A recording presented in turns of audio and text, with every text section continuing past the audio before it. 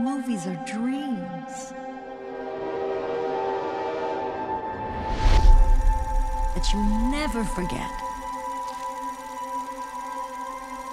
What kind of movie are we gonna make?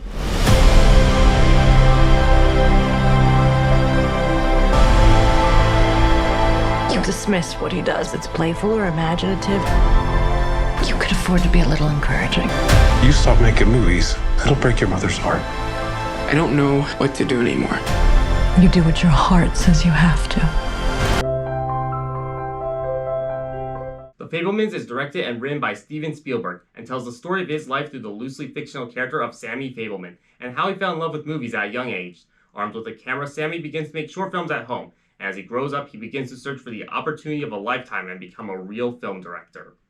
I don't think I need to say that Steven Spielberg is a Hollywood legend. This man has created some of the most influential movies there are. The impact his films had on me can't be understated. Jaws, Jurassic Park, and Raiders of the Lost Ark are three of my favorite films of all time. And even if a couple of his newer films haven't been as legendary as his earlier works, I still think he's phenomenal behind the camera, especially after seeing his version of West Side Story last year. Spielberg is easily one of my favorite directors for these reasons, and one of the reasons I became obsessed with films in the first place. I think it's really been a while since Spielberg made a film that can stand with his all-time classics, but I think this film just might be up there with his earlier works as one of the best films he's made, and easily one of the absolute best movies of the year.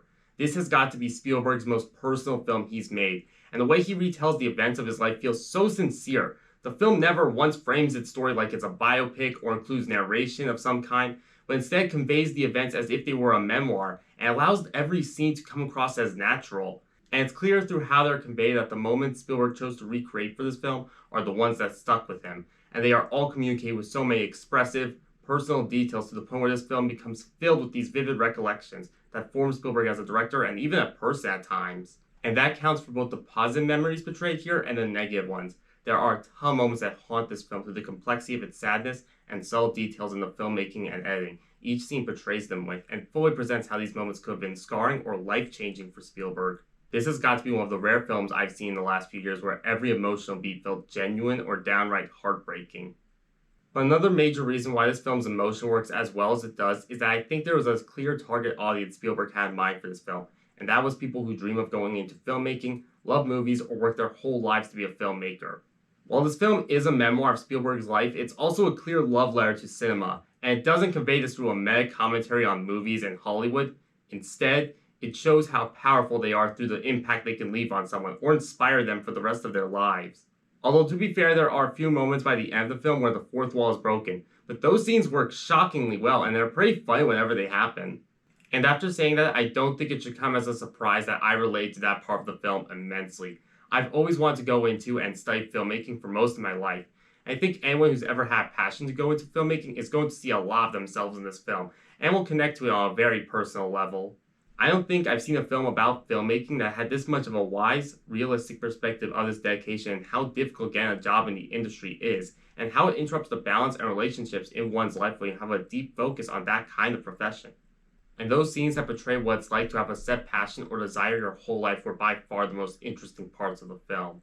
There are times when Sammy Fabelman has to choose what's more important to him at the moment, this desire or focusing on his family that is struggling under the weight of so many circumstances they are currently going through, and that leads to some challenging emotional conversations brought up in the film about lifelong dedication, getting a job in the industry, or dealing with intense, growing family conflicts.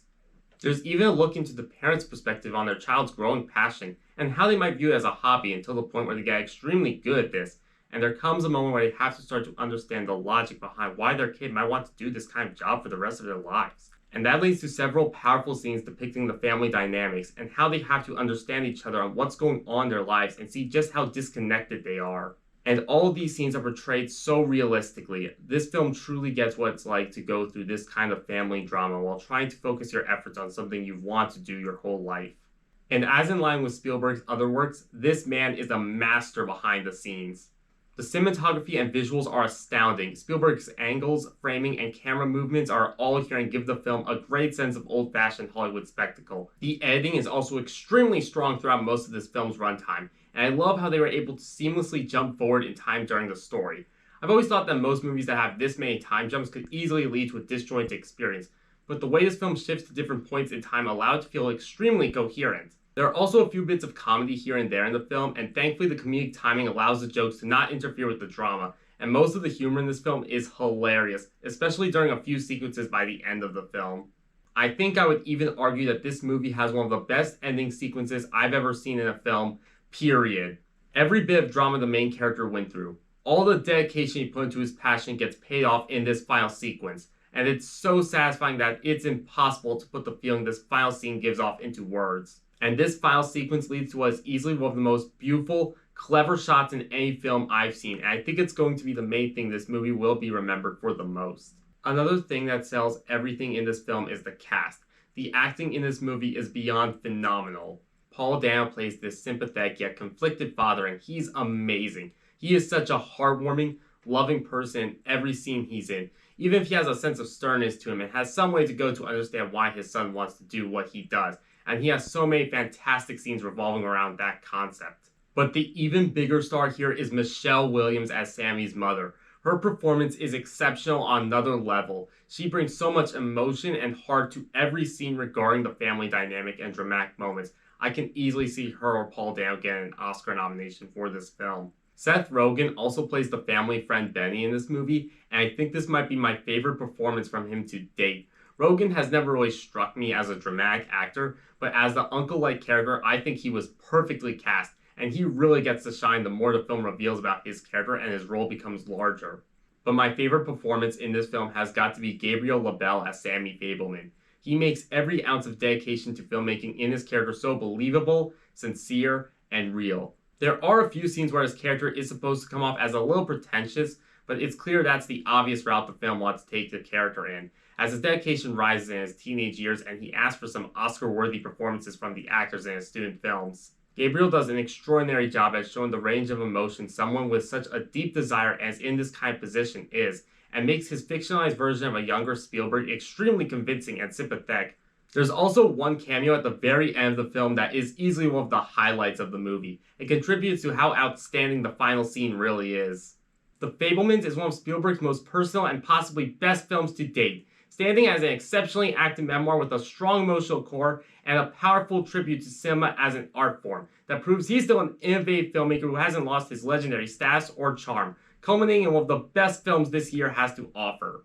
If you are someone who has always wanted to go into filmmaking, have a strong interest in movies, or is just extremely dedicated and passionate about going into the arts in general, you need to see this film as soon as possible, as you are guaranteed to connect with it on a more personal level. This is definitely Spielberg at the best he's been since his early days, and with this film, I think he has reaffirmed himself as the treasured filmmaker he's been seen as by so many.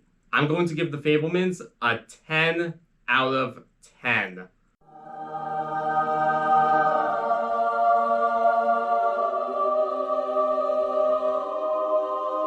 So those are my thoughts on The Fabelmans. Feel free to leave your thoughts on the film in the comments below.